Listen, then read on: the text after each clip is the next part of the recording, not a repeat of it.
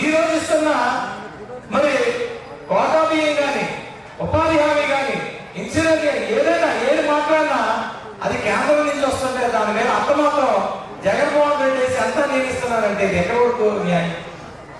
మరి ఇస్తున్న ఈ రోజు ఇస్తున్న సంక్షేమ పథకాలు నేను ఇస్తున్నానని అబద్ధం చెప్పుకొని మరి సంక్షేమ పథకాల గురించి భారతీయ జనతా పార్టీకి చెప్తుంటే మరి తాతకి డబ్బులు లేకున్నట్టే కదా.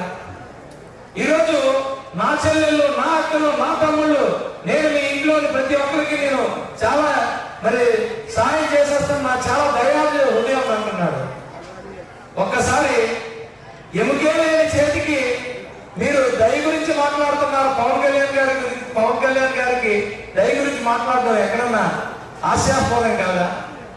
మీరు రైతుల్ని రోడ్డు మీద వదిలేస్తే తన సొంత డబ్బులతో వాళ్ళని ఆదుకొని అందాక మా ప్రభుత్వం వచ్చినంత వరకు మీరు బతకండి అని చెప్పి ఊరు కూడా తిరిగి చేసిన వ్యక్తికి మీరు కథలు మొదలెట్టి కథలు చెప్తా ఉంటే, అందుకనే ఈ రోజు మిమ్మల్ని ఇంటికి పంపించడానికి, జగన్మోహన్ రెడ్డిని ఇంటికి పంపించడానికి ముగ్గురు కలిశారు.